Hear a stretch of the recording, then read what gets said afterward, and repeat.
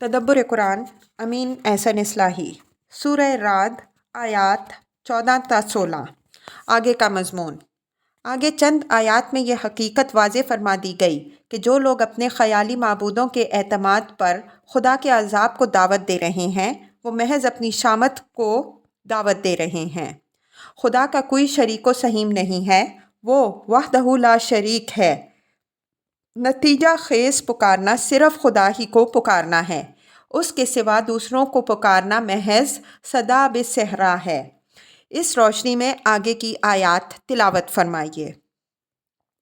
اعوذ باللہ من الشیطان الرجیم، بسم اللہ الرحمن الرحیم۔ لہ دعوت الحق والذین یدعون من دونہ لا یستجیبون لهم بشیء الا کباسط کفیہ الی الماء لیبلغ فاہ وما هو ببالغہ وما دعاء الکافرین الا فی ضلال۔ وَلِلَّهِ يَسْجُدُ مَن فِي السَّمَاوَاتِ وَالْأَرْضِ طَوْعًا وَكَرْهًا وَظِلَالُهُم بِالْغُدُوِّ وَالْآصَالِ۔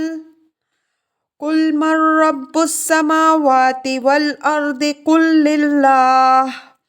قُلْ أَفَاتَّخَذْتُم مِّن دُونِهِ أَوْلِيَاءَ لَا يَمْلِكُونَ لِأَنفُسِهِمْ نَفْعًا وَلَا ضَرًّا۔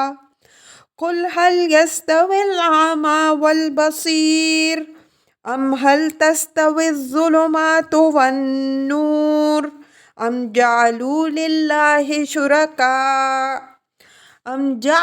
لِلَّهِ شُرَكَاءَ خَلَقُوا كَخَلْقِهِ فَتَشَابَهَ الْخَلْقُ عَلَيْهِمْ قُلِ اللَّهُ خَالِقُ كُلِّ شَيْءٍ وَهُوَ الْوَاحِدُ الْقَهَّارُ۔ ترجمہ۔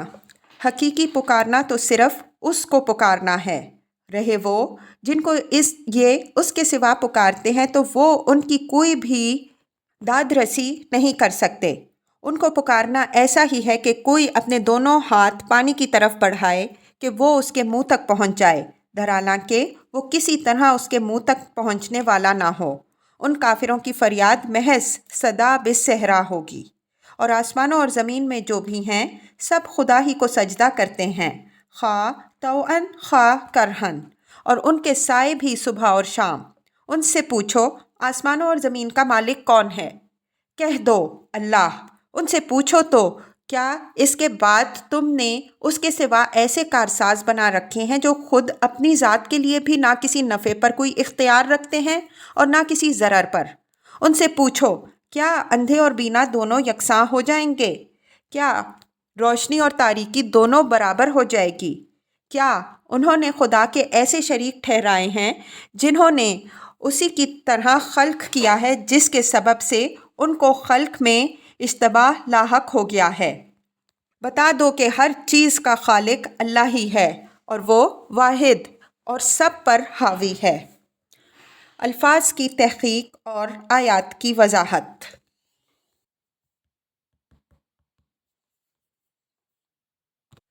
لہ دعوت الحق والذین یدعون من دونہ لا یستجیبون لهم بشیء الا کباسط کفیہ الی الماء لیبلغ فاہ وما هو ببالغہ وما دعاء الکافرین الا فی ضلال۔ لہ دعوت الحق یعنی نتیجہ خیز، نافع اور موجب خیر و برکت پکارنا تو صرف اللہ کو پکارنا ہے، اس لیے کہ تمام اختیار و اقتدار اور تمام زور و اثر تنہا اسی کے اختیار میں ہے۔ جو لوگ خدا کے سوا دوسرے معبودوں سے آسرا لگائے بیٹھے ہیں، یہاں تک کہ ان کے بل پر خود خدا کو چیلنج کر رہے ہیں، ان کو پکارنا محض صدا بالصحرا ہے۔ اول تو ان کا کوئی وجود ہی نہیں، اور اگر وجود ہے بھی تو وہ ان کی مدد کے معاملے میں بالکل بے بس ہیں۔ ان کی محرومی و نامرادی کی مثال ایک ایسے پیاسے سے دی ہے جو پیاس کی بے قراری میں اپنے دونوں ہاتھ ایسے پانی کی طرف بڑھائے جو اس کی پہنچ سے باہر ہو۔ جس طرح وہ پیاس سے تڑپتا اور پانی سے محروم رہتا ہے، اسی طرح یہ اپنی محرومی پر اپنے سر پیٹیں گے۔ وما دعاء الکافرین الا فی ضلال کا ٹھیک مفہوم یہی ہے کہ جس کو ہم اپنے الفاظ میں صدا بالصحراء کہتے ہیں۔ یہ گویا لہو دعوت الحق کے مضمون کی تعبیر دوسرے اسلوب میں ہے۔ وَلِلَّهِ يَسْجُدُ مَن فِي السَّمَاوَاتِ وَالْأَرْضِ طَوْعًا وَكَرْهًا وَظِلَالُهُم بِالْغُدُوِّ وَالْآصَالِ۔ یہ اوپر والے مضمون کی مزید تاکید ہر چیز کی تکوینی شہادت سے فرمائی ہے۔ مطلب یہ ہے کہ ہر چیز اپنے اصل وجود میں خدا ہی کی مطیع و منقاد ہے۔ جن کو کچھ اختیار ملا ہوا ہے، اگر وہ اپنے اس اختیار سے غلط فائدہ اٹھا کر اکڑتے بھی ہیں تو وہ بھی اپنے تکوینی وجود میں خدا ہی کے آگے جھکنے پر مجبور ہوتے ہیں۔ یہ شہادت ہے اس بات کی کہ ہمارا وجود اپنی فطرت سے خدا ہی کا مطیع ہے۔ اگر ہم خدا سے اکڑتے ہیں تو یہ حالت در حقیقت ہماری اصل جبلت سے بغاوت ہے۔ اس حقیقت کو اس مثال سے واضح فرمایا ہے کہ دیکھ لو، ہر چیز کا سایہ صبح و شام خدا کے آگے بچھتا رہتا ہے اور رات بھر وہ اپنے اس تکوینی سجدہ سے سر نہیں اٹھاتا۔ صبح کو وہ آہستہ آہستہ سر اٹھاتا ہے اور پھر سورج کے زوال کے ساتھ اس پر رکوع و سجود کی وہی حالت طاری ہونی شروع ہو جاتی ہے۔ یہ مضمون سورہ نحل کی آیات 48 تا 49 میں بھی بیان ہوا ہے۔ انشاءاللہ وہاں ہم اس کی مزید تفصیل کریں گے۔ یہ دلائل کی ایک خاص قسم ہے جس کو ہم اشارات سے تعبیر کرتے ہیں۔ اگرچہ منطق کی میزان ان دلائل کی صحیح قدر و قیمت کا اندازہ لگانے سے قاصر ہے، لیکن انسانی فطرت کی میزان میں ان دلائل کا بڑا وزن ہے۔ قل من رب السماوات والارض قل للہ قل افاتخذتم من دونہ اولیاء لا یملکون لانفسہم نفعا ولا ضرا قل هل يستوي الأعمى والبصير ام هل تستوي الظلمات والنور ام جعلوا للہ شرکاء خلقوا كخلقہ فتشابہ الخلق علیہم قل اللہ خالق كل شیء وهو الواحد القہار۔ قل من رب السماوات والارض قل للہ، کہو، پوچھو، سوال کرو، جواب دو، سب معنوں میں آتا ہے۔ موقع و محل کی مناسبت پیش نظر رکھ کر اس کا صحیح مفہوم متعین کرنا پڑتا ہے۔ مطلب یہ ہے کہ ان سے پوچھو کہ آسمانوں اور زمین کا مالک اور کائنات کا رب کون ہے۔ پھر فرمایا کہ ان کو بتا دو کہ ان سب کا مالک اور رب خدا ہی ہے۔ ہم دوسرے مقام میں یہ واضح کر چکے ہیں کہ اہل عرب آسمانوں اور زمین کا خالق و مالک اصلاً اللہ تعالیٰ ہی کو مانتے تھے، لیکن اولیاء اور شرکاء انہوں نے اور بھی بنا لیے تھے جن کی نسبت ان کا یہ گمان تھا کہ یہ خدا کے بڑے چہیتے ہیں۔ ان کی عبادت خدا کی قربت حاصل کرنے کا ذریعہ ہے۔ انہی کی عنایت سے تمام دنیاوی نعمتیں حاصل ہوتی ہیں، اور اگر آخرت کا کوئی مرحلہ بالفرض پیش آیا تو یہ ان کو بخشوا لیں گے۔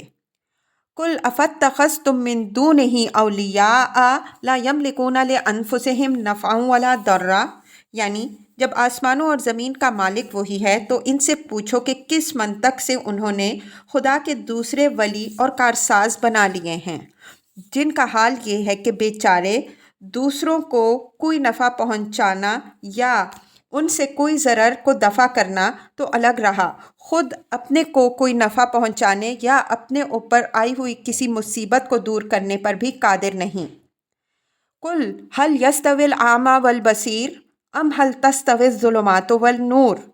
اعمیٰ اور بصیر کے الفاظ یہاں عقلی و اخلاقی اندھوں اور بیناؤں کے مفہوم میں استعمال ہوئے ہیں۔ اسی طرح ظلمات سے مراد عقلی اور اخلاقی تاریکیاں اور نور سے مراد عقلی و ایمانی روشنی۔ ظلمات کے جمع لانے میں جبکہ لفظ مقابل نور واحد استعمال ہوا ہے، ایک لطیف نکتہ بھی ہے، وہ یہ کہ عقلی اخلاقی مفاسد کے ظہور میں آنے کے راستے اور دروازے مختلف ہو سکتے ہیں اور ہوتے ہیں، لیکن عقلی و اخلاقی روشنی کا دروازہ ایک ہی ہے اور وہ ہے اللہ تعالیٰ۔ اب یہ شرک کی جڑ پر کلہاڑا مارا گیا ہے۔